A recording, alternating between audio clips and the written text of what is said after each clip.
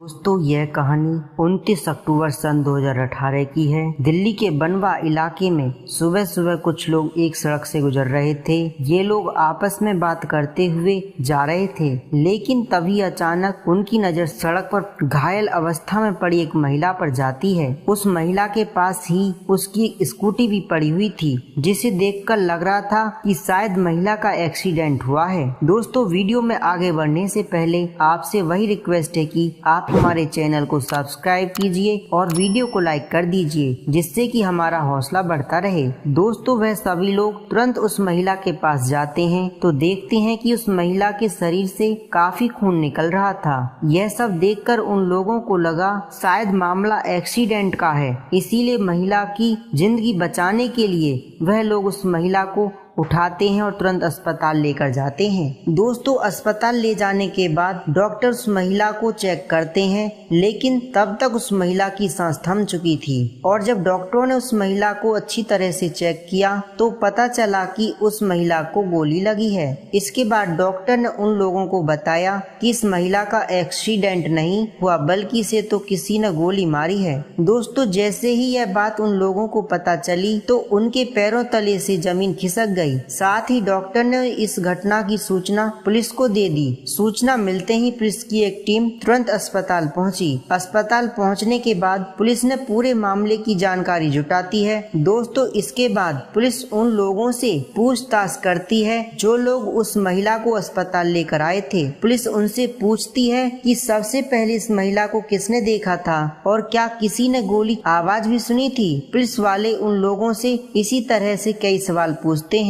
दोस्तों लेकिन जिन लोगों ने उस महिला को अस्पताल पहुंचाने में मदद की थी, उन लोगों ने साफ साफ बता दिया कि उन्हें लगा यह एक्सीडेंट का मामला है, लेकिन अगर उन्हें पता होता यह मर्डर का मामला है तो वह लोग सीधा पुलिस को ही फोन करते। उन लोगों की बात सुनकर पुलिस वालों को भी लगा कि शायद यह लोग सच बोल रहे हैं। दोस्तों फिर भी पुलिस ने उन लोगों के नाम, एड्रेस और फोन नंबर नोट कर लिए थे। कागजी कार्रवाई पूरी होने के बाद पुलिस वाले उनसे कहते हैं कि अगर कभी भी जरूरत पड़ी तो आप लोगों को फिर से पुलिस स्टेशन बुलाया जा सकता है और फिर पूछताछ की जा सकती है। इसके बाद वहां से अपने घर चले जाते हैं। दोस्तों इधर पुलिस भी इसकी छानबीन करना शुरू कर देती है। छानबीन के दौरान पुलिस वाले सबसे पहले यह पता लगाते हैं कि आखिर यह महिला कौन है। और जब महिला को अस्पताल लाया गया था तो इत्तेफाक से उस महिला के कंधे पर एक हैंडबैग फंसा हुआ था। शायद वह हैंडबैग महिला के कंधे और हाथों के बीच फंसा रह गया था और इस तरह वह हैंडबैग उस महिला के साथ अस्पताल तक पहुंच गया था। दोस्तों इसके बाद पुलिस ने हैंडबैग को खोलकर उसे चेक किया तो पुलिस को उसके अंदर से कुछ डॉक्यूमेंट मिले, जिनमें से उस महिला का आधार कार्ड और एक कॉलेज का ID कार्ड था। साथ ही बैग के अंदर उस महिला का मोबाइल फोन भी था। इसके बाद जब पुलिस ने आधार कार्ड को देखा तो पता चला कि इस महिला का नाम सुनीता है। वह गवर्नमेंट टीचर है और वह दिल्ली की रहने वाली है। दोस्तों पुलिस सुनीता के घर के बारे में पता करती है। साथ ही उसके मोबाइल फोन से उसके पति का नंबर निकलवाया जाता है और फिर उसके पति के नंबर पर फोन किया जाता है। सुनीता के पति का नाम मंजीत था, पेशे से एक प्रॉपर्टी डीलर था। पुलिस वाले सुनीता के पति को बताते हैं कि उसकी पत्नी की गोली मारकर ही हत्या कर दी है। जैसे कि उसके पति को यह बात पता चलती है, वह धड़े मार मार कर रोने लगता है। दोस्तों इसके बाद पुलिस वाले मंजीत को हॉस्पिटल का नाम और लोकेशन बताते हैं। मंजीत तुरंत अस्पताल पहुंच जाता है और पत्नी की हालात को देखकर मंजीत फिर से फूट फूट कर रोने लगता है। इसके बाद पुलिस सुनीता के शव को पोस्टमार्टम के लिए भेज देती है। पोस्टमार्टम के बाद सुनीता का शव उसकी पति को सौंप दिया जाता है। मंजीत अपनी पत्नी के शव को लेकर अपने घर आ जाता है। दोस्तों घर पर सुनीता के दोनों बच्चे अपनी मां की लाश को देखते ही उनका भी रो रो कर बुरा हाल हो जाता है। उसके बाद सुनीता का अंतिम संस्कार कर दिया जाता है। इधर पुलिस इस केस की जांच में जुटी हुई थी। पुलिस सबसे पहले सुनीता के पति मंजीत से पूछताछ करती है, क्या उनकी किसी से कोई दुश्मनी थी या फिर आपको किसी पर कोई शक है। दोस्तों मंजीत ने पुलिस वालों को बताया कि उसकी पत्नी एक टीचर है, वह खुद प्रॉपर्टी डीलिंग का काम करता है। उसने बताया कि उन दोनों के प्रोफेशनल प्रोफेशनल और पर्सनल लाइफ काफी अलग अलग है। हालांकि उसका बिजनेस ऐसा है कि जिसमें उनकी कई दुश्मनी भी हैं, लेकिन ऐसी दुश्मनी नहीं है कि वह लोग परिवार वालों से रंजिश निकालें। दोस्तों, मंजीत ने आगे बताया कि उसकी पत्नी बहुत अच्छी स्वभाव की थी, उसकी किसी से कोई दुश्मनी नहीं थी और न उसका कभी किसी से कोई झगड़ा हुआ था। लेकिन अब सवाल था कि जब सुनीता इतनी अच्छी थी तो फिर उसे किसी ने क्यों कत्ल कर दिया। इसके बाद पुलिस घटना स्थल पर पहुंचती है और घटना स्थल की बारीकी से जाँच करती है। दोस्तों, पुलिस को वहाँ से भी कोई सबूत नहीं मिलता है, लेकिन दिल्ली पुलिस की मुश्किलें तब और ज्यादा बढ़ने लगी जब यह मामला मीडिया के जरिए पूरे देश में फैल गया, क्योंकि मीडिया में दिल्ली पुलिस की लापरवाही और नाकामयाबी को बार बार दिखाया जा रहा था। इधर सुनीता का पति मंजीत भी लगातार मीडिया पुलिस वालों के सामने इंसाफ की याचना कर रहा था। दोस्तों, जब पुलिस पर हर तरफ से दबाव बढ़ने लगा तो पुलिस वाले इस जाँच में और तेजी कर देते हैं। पुलिस को हत्यारे का पता लगाने के लिए संभव कोशिश कर रही थी, लेकिन पुलिस को कोई भी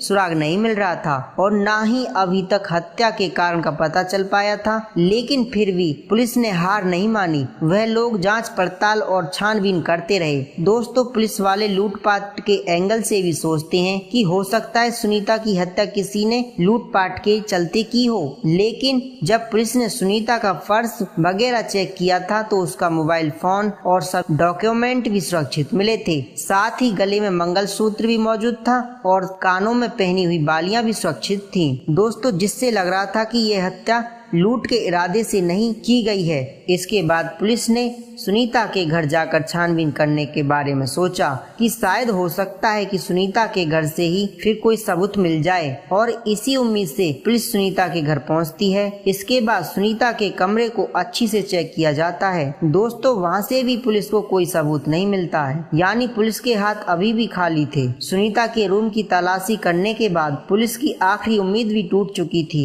और अब उन्हें कोई भी उम्मीद का कोई रास्ता नहीं दिख रहा था। लेकिन इसी बीच सुनीता की छोटी बेटी पुलिस वालों के पास आती है और दोस्तों वह कहती है कि अंकल, अगर मेरी मम्मी के बारे में जानना है तो मैं आपको उनकी लिखी डायरी के बारे में बताती हूँ, क्योंकि जितना हम आपको बताएंगे और जितना मेरे पापा बताएंगे उससे कहीं ज्यादा आपको वह डायरी बता सकती है। जैसे पुलिस वालों ने डायरी के बारे में सुना तो दोस्तों उन्हें फिर से उम्मीद की किरण नजर आने लगी और इस तरह पहली बार पुलिस को ऐसा सबूत मिला था जिससे सुनीता के बारे में पूरी जानकारी मिल सकती थी। पुलिस वाले तुरंत बच्ची से उस डायरी के बारे में पूछते हैं तो बच्ची उन्हें अपने कमरे में लेकर जाती है और अलमारी से डायरी निकालकर पुलिस वालों को दे देती है। दोस्तों, वह बच्ची कहती है कि अंकल, डायरी को चेक करने के बाद मेरी मम्मी की है, डायरी मुझे वापस कर देना, क्योंकि डायरी में मेरी मम्मी की यादें और निशानियां हैं। इसके बाद पुलिस वाले डायरी को खोलते हैं और उसे पढ़ना शुरू करते हैं। पुलिस वाले जैसे जैसे डायरी के पन्नों को पढ़ते जा रहे थे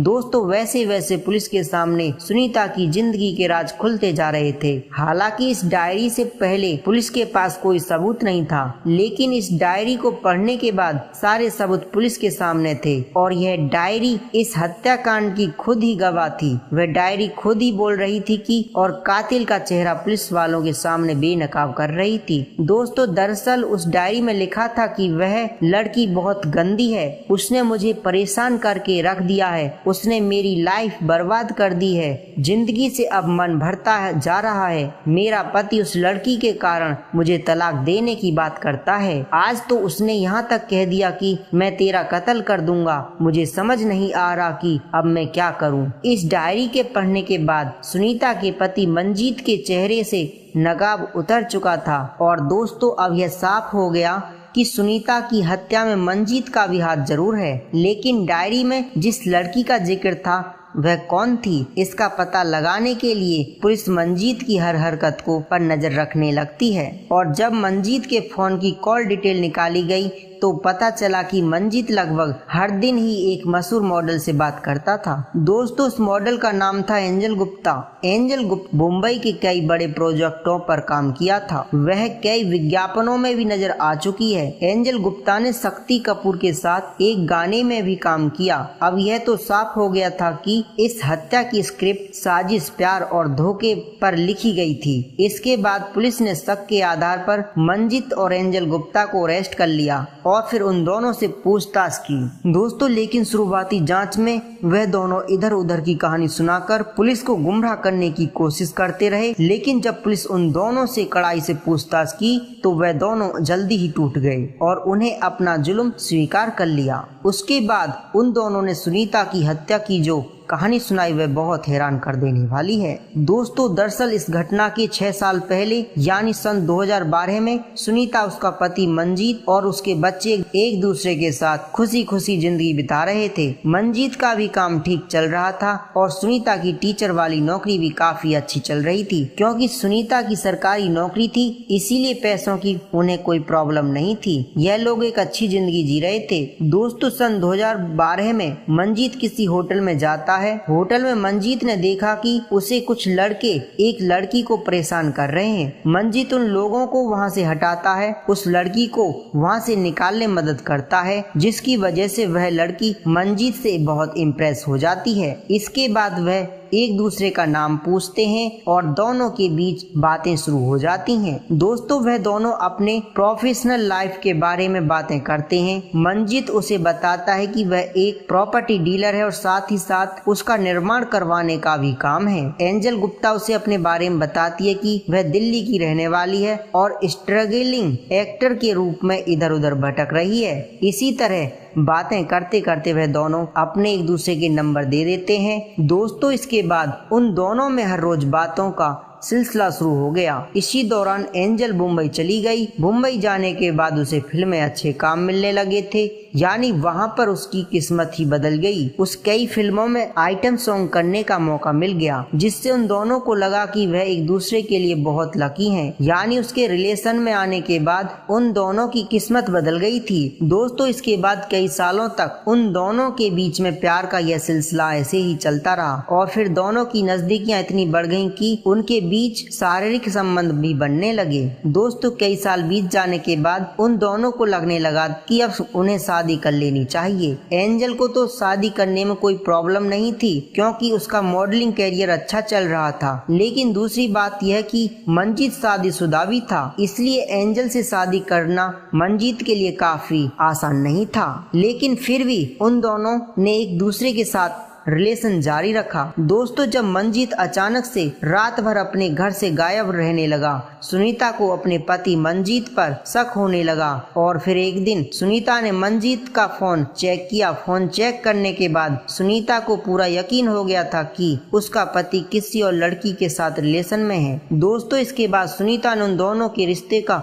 विरोध करना शुरू कर दिया। सुनीता के विरोध करने पर मंजीत और एंजल को लगने लगा कि सुनीता के होते हुए वे दोनों कभी भी शादी नहीं कर पाएंगे। इसीलिए उन दोनों ने सुनीता को रास्ते से हटाने के लिए इन्होंने तीसरे व्यक्ति को चुना। दोस्तों, वह व्यक्ति कोई और नहीं बल्कि एंजल गुप्ता का मुंह बोला पिता था, राजीव गुप्ता था। यानी एंजल राजीव गुप्ता को अपना पिता मानती थी। मंजीत और एंजल ने राजीव गुप्ता को भी अपने इस खूनी प्लान में शामिल कर लिया था। प्लान के अनुसार वह लोग दिल्ली से मेरठ पहुंचे। वहां पर उन्होंने एक सुपारी किलर से मुलाकात की। सुनीता को रास्ते से हटाने के लिए 18 लाख की मांग और फिर घटते घटते 10 लाख में डील फाइनल हो गई। दोस्तों, इसके बाद उन्होंने सुपारी किलर को 2.5 लाख एडवांस दे दिए और बाकी रकम काम हो जाने के बाद देनी थी। इसके बाद सुनीता के कत्ल की तारीख भी दिन भी फिक्स किया गया। 29 अक्टूबर सन 2018 को जब सुनीता अपने घर से स्कूल के लिए निकली तो रास्ते में घात लगाए सुपारी किलर ने सुनीता को गोली मारकर उसकी हत्या कर दी थी।